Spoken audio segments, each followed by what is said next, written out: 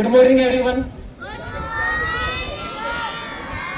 आज का जो प्रोग्राम है ना वो काफी लंबा हो जाएगा और मेरे को बाद में बोलने का टाइम भी नहीं मिलेगा और ये शायद भगवान की इच्छा है कि मेरे को बोलने का मौका मिले, नहीं तो लास्ट ईयर में बोलने का मेरे को मौका नहीं मिला था।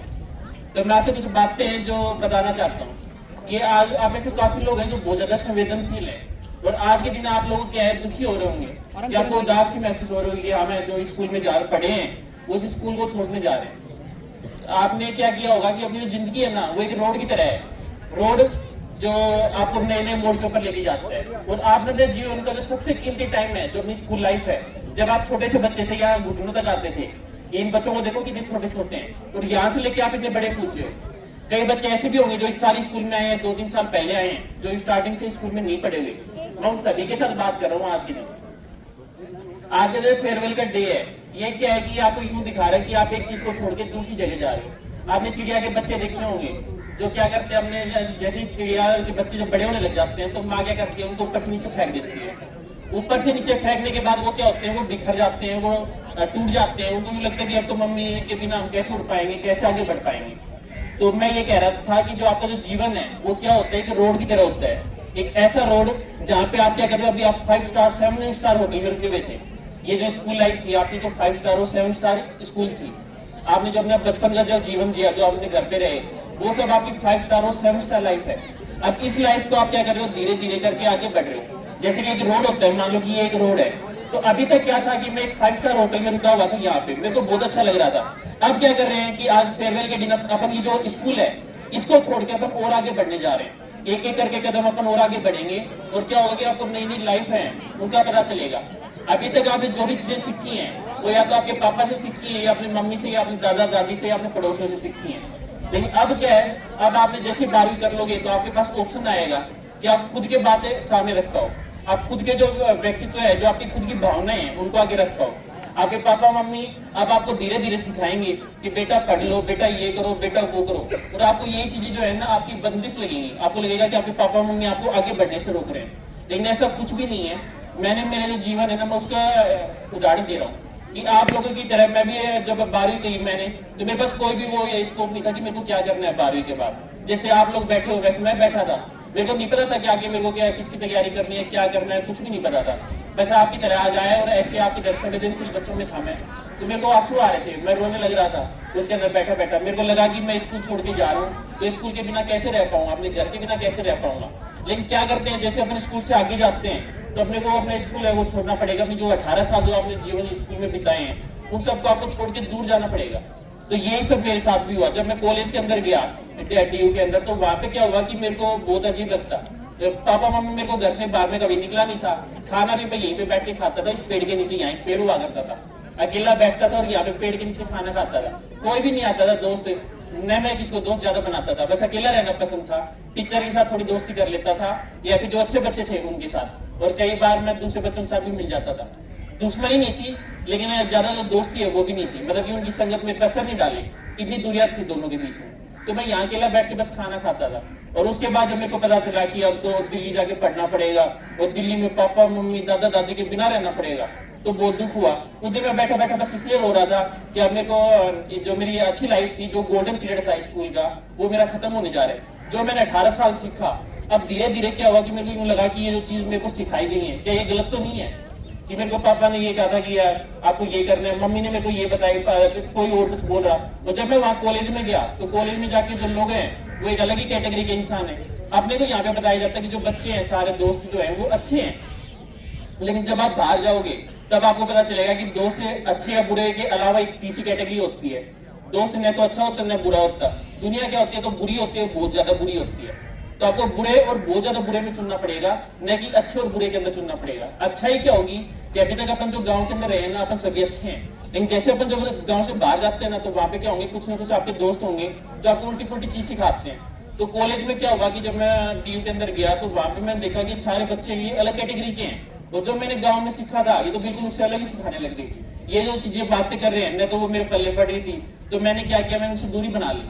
और उसके बाद फिर मैंने एक क्वेश्चन आता था मेरे दिमाग में हर दिन कि ये हो क्या रहा है, कि मेरे को पापा मम्मी दादा दादी ने और इन्होंने जो परिवार के लोगों ने जब बात सिखाई वो तो यहाँ जाके झूठी साबित हो रही है। मतलब कि आप एक ऐसे एक गांव में जाओ जहाँ पे केवल रेगिस्तान है और वहां से आप निकल जाओ एक ऐसी जगह पे जहाँ पे केवल पानी है, तो यूं लगता है कि ये पानी भी कोई जगह होती है कि पानी पे लोग रह सकते हैं आइलैंड के ऊपर। और फिर यहाँ आओ तो देखो कि भैया तो पानी नहीं था। तो बिल्कुल वैसे ही हो गया कि मेरे को यहाँ तो लगा कि भाई सारी दुनिया अच्छी होती है, लेकिन जब मैं यहाँ से बाहर गया कॉलेज के अंदर तब मेरे को लगा दुनिया सारी अच्छी नहीं होती, दुनिया या बुरी होगी या बहुत ज्यादा बुरी होगी। और उसके अंदर अगर आपने खुद को बचा के रख लिया, अपने जो विचार थे जो आपने 17 साल 18 साल इसी स्कूल में सीखे हैं और वो आपके विचार टूट गए, तो आप आगे जाके बिखर जाओगे। लेकिन अगर आपने वही विचार रखे कि आपको चुनना पड़ेगा सही और गलत के अंदर, कि आपको सही के ऊपर काम करना है गलत के ऊपर। मैं आपको इसका एक सिंपल सा उदाहरण देता हूँ।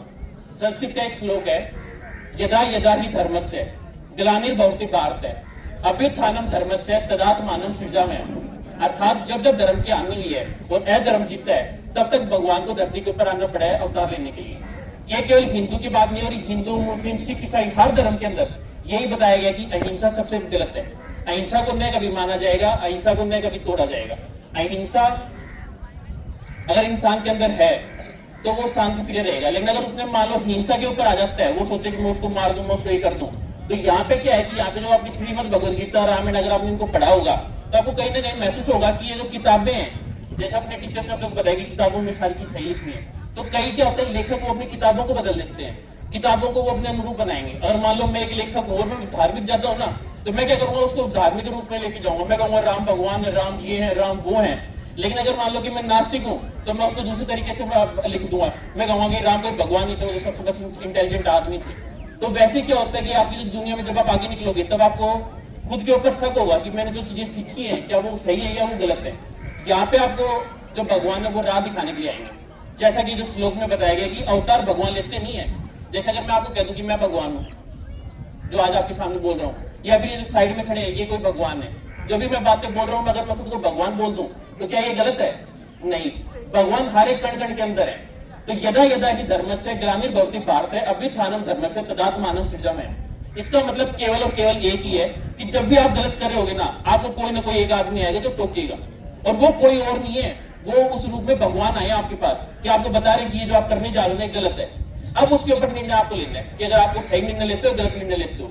ये दूसरा श्लोक है, कर्मण्येवाधिकारस्ते मा फलेषु कदाचन मा कर्मफल हेतुर्भुः माते संगोष्ठ कर्मणि। अर्थात आपके जो कर्म है ना वो केवल आपके हैं, इसके ऊपर कोई दूसरा अधिकार नहीं कर सकता। दूसरा भगवान आएगा वो भी केवल आपको बताएगा कि आपको ये करना है या ये नहीं करना। अर्जुन और जो श्री कृष्ण है उनके अंदर भी केवल यही था। श्री कृष्ण ने न तो कोई युद्ध लड़ा न कोई अस्त्र शस्त्र चलाया, उन्होंने केवल और केवल अर्जुन को डायरेक्शन दी थी, उस डायरेक्शन पे चलना या नहीं चलना वो उसके हाथ में। तो ऐसे ही जब आप कोई भी गलती करोगे तो कोई ना कोई बड़ा बुजुर्ग आदमी, कोई ना कोई समझदार आदमी आपके पास आएगा और वो आपको आके कोई ना कोई अच्छी बात बता रहा होगा, एक ऐसी बात जो आपको लगेगा कि हाँ ये गलत बोल रहा है, ये कहीं ना कहीं गलत है, ये मेरे को गलत चीज सिखा रहा है। लेकिन इसकी मैं एक उदाहरण देता हूँ कि मैंने ये खुद महसूस किया है कि जो भी आदमी बड़े हैं ना, जो अपने को कुछ सिखा रहे हैं, वो गलत नहीं बोल रहे कभी भी। उनके बस बोलने का जो गैप है, जो जनरेशन गैप है वो आ गया उनकी पीढ़ी में और अपनी पीढ़ी के अंदर। उनकी जो पीढ़ी है वो जनरेशन गैप के अंदर क्या है कि अपने अच्छे, उनका जो जनरेशन गैप है ना वो इतना ज्यादा बढ़ गया कि वो अपनी बात करने तक पहुंचा नहीं पा रही। तो इसका ये मतलब नहीं है कि अगर वो समझा नहीं पा रहे तो वो गलत है। अगर वो समझा नहीं पा रहे ना तो एक बार आप अपने दिल से सोच के देखो कि वो जो बातें बोल रहे हैं क्या वो सही है या गलत है। तो ये दुनिया में आपको सही और गलत करने में आपसे खुद लेना पड़ेगा। आपके जो अंदर मैच्योरिटी आएगी वो इतनी ज्यादा आएगी कि कई बार आपको लगेगा कि आपके पापा मम्मी आपको बोल रहे हैं कि बेटा पढ़ ले, बेटा ये कर ले, बेटा यूं करेगा तो ये हो जाएगा, बेटा ऐसे वो करेगा, और फिर आपको कहीं ना कहीं आप अंदर से टूट जाओगे। ज्यादातर ये जो किस्सा ये लड़कियों के साथ होता है कि अगर पापा मम्मी कुछ बोलते हैं तो लड़कियां क्या करते हैं उस बातों को दिल पे ले लेती हैं और उनको लगता है कि जो पापा मम्मी ने बात बताई मेरे को ये कहीं ना कहीं मेरे को चुप गई। उसके बाद को सुन के जो बच्चियां हैं वो रात को 2-2 3-3 बजे तक रोती रहती हैं, फिर 2-3 दिन बाद दोबारा रोती हैं।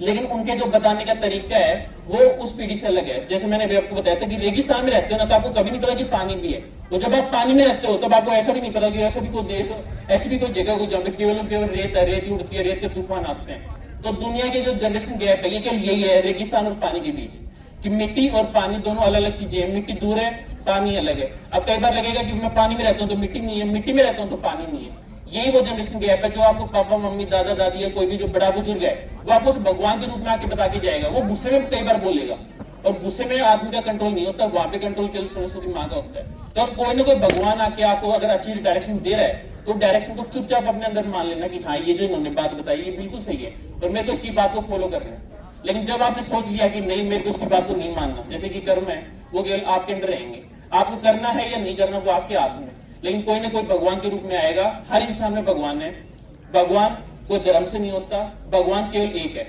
और वो भगवान के रूप में आके अगर वो अच्छी बात बता रहा है तो बार उसको मानना कि हाँ क्या उन्होंने वो सही बात बताई। जैसे मैंने लेखक का उदाहरण दिया था, अपने अभी तक सभी ने किताबों में पढ़ा कि लेखक हमेशा सही होता है, लेकिन लेखक गलत भी होते हैं। वो अपने विचारों को आगे रख देते हैं और हमें लगता है कि वो सही है।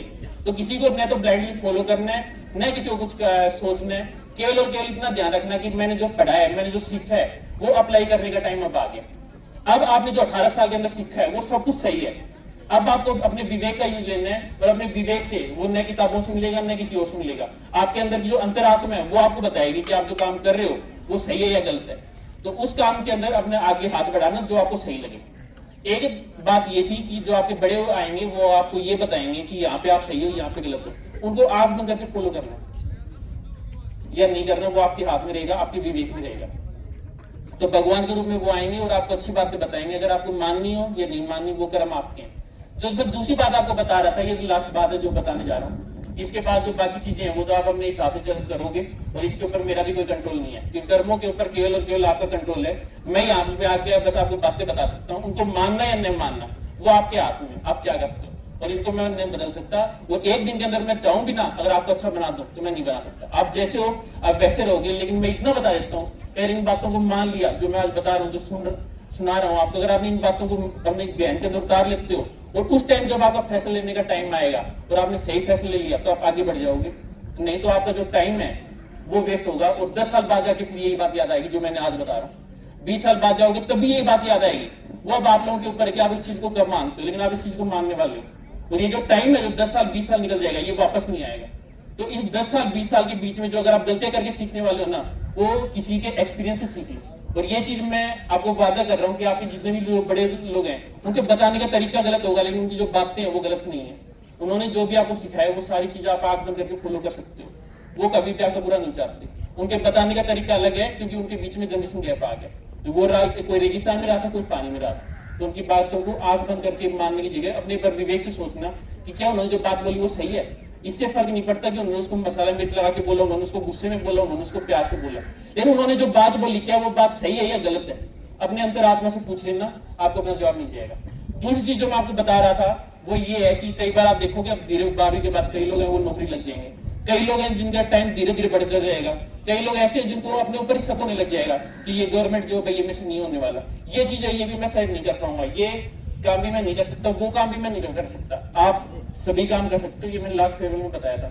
एक जो डर का बैलून है उसको तोड़ देना, उसके बाद आप सब कुछ काम कर सकते हो, क्योंकि आपके अंदर भी वही भगवान है जो सभी के अंदर है।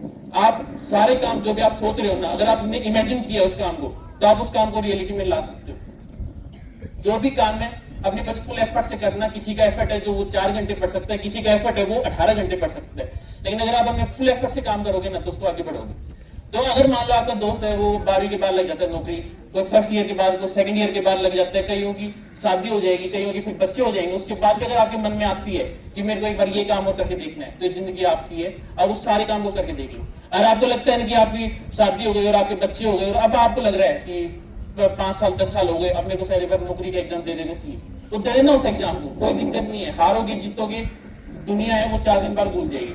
कल मैं एक बच्ची से बात कर रहा था, वो बच्ची कह रही थी सर मेरे को डर लगता है पिटाई से, तो मैं इसको सिंपल सी बात बताई कि ये देखो ये पिटा, यहाँ पे हाथ लाल हो गया, 4 सेकंड बाद गायब हो गया। तो ये जो भी दुख है ये बातें लोगों के भूलने की आदत है और ये भूल जाएंगे, उनके ऊपर कोई भी ध्यान नहीं देना। आपको अगर कुछ करना है ना तो वो कर लेना, न उसके लिए कोई टाइम सही होता है न कोई टाइम गलत होता है, सारे के सारे टाइम बेस्ट है। अगर आपको कुछ नया करना है और आप मान लो बुढ़े हो गए, 80 साल के हो गए, उसके बाद आपको याद है ना अगर ये काम करना है तो उसको कर लेना।